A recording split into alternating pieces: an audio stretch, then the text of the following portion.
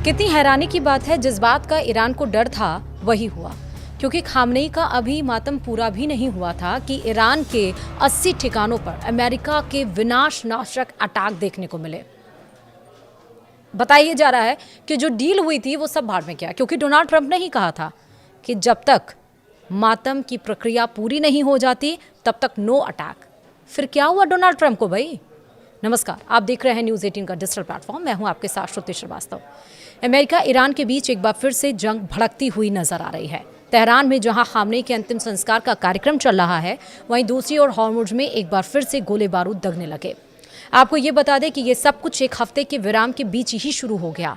America ने Iran पर 2 हमले किए, एक तो हॉर्मुज़ में अटैक और दूसरा तेल पर रियायत की वापसी। बिल्कुल सही सुन रहा, विस्तार से समझिए। दरअसल अमेरिका ने बुधवार को ईरान पर बड़े सैन्य हमले किए। बुधवार यानी कि आज के दिन अमेरिकी सेना ने इन हमलों को शक्तिशाली बताया। अमेरिका कह रहा है कि स्ट्रेट ऑफ हॉर्मुज़ से गुजर रहे 3 व्यापारिक जहाज़ों पर हुए हमलों के जवाब में यह कार्रवाई की गई।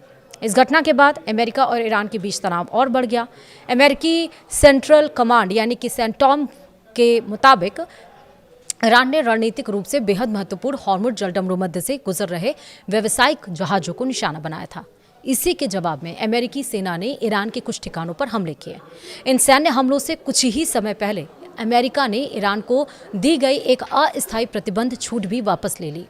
इस छूट के तहत ईरान को जून में हुए समझौता ज्ञापन यानी कि MOU के आधार पर कच्चे तेल का उत्पादन, बिक्री और आपूर्ति करने की अनुमति मिली थी।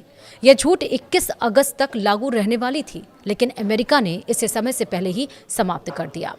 अब क्या क्या हुआ है वो समझिए। हॉर्मुज़ जलडमरू मध्य से गुजर रहे 3 जहाज़ों, जिनमें कतर और सऊदी अरब के तेल टैंकर भी शामिल हैं, पर हुए हमलों के बाद से अमेरिका ने ईरान पर शक्तिशाली सैन्य हमले शुरू कर दिए। ईरानी मीडिया के मुताबिक ईरान के सिरीक बंदरगाह शहर, बंदर अब्बास और केशम द्वीप में कई धमाकों की आवाज़ें सुनी गईं।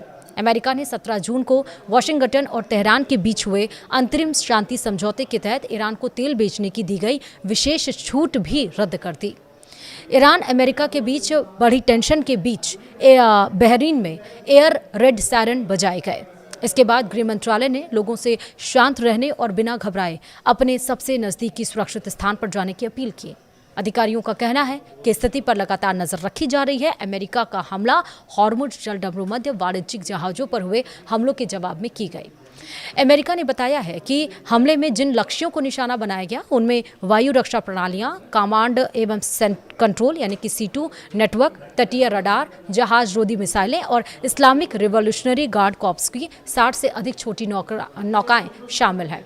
अंतर्राष्ट्रीय समुद्री व्यापार को खतरा पहचानने की ईरान की क्षमता को गंभीर रूप से कमजोर किया गया।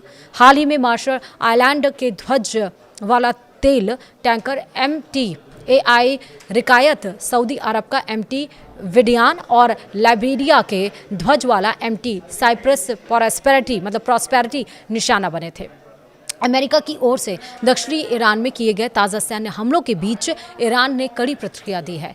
ईरानी सेना ने कहा कि वह इस कार्रवाई का करारा और निर्णायक जवाब देगी। ईरान के खातम अल अनबिया सेंट्रल मुख्यालय ने एक बयान जारी कर अमेरिकी हमलों को खुला आक्रमण बताया। सेना का कहना है कि ये हमले ऐसे समय किए गए जब ईरान के दिवंगत सर्वोच्च नेता के पार्थिव शरीर की इराक में अंतिम यात्रा निकाली जा रही थी।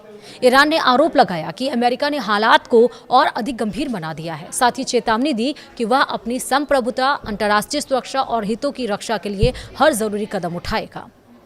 यानी जो लड़ाई लग रहा था खत्म हो जाएगी, वो लड़ाई फिर से शुरू हो गई। आखिरकार डोनाल्ड ट्रंप जो कहते हैं वो करते क्यों नहीं हैं? और ईरान जो कि पहले ना चुप था, आपको लग रहा है कि जब वादों को करके उससे मुकरा गया तो ईरान अब चुप रहेगा? बिल्कुल नहीं। ईरान क्या करता है, ईरान कैसे रिटेलिएट करता है, सबकी नज़र अब इस पे बनी हुई है। अपडेट्स जो भी आएंगे हम आपको फिर से बताएंगे। फिलहाल इस वीडियो में इतना ही।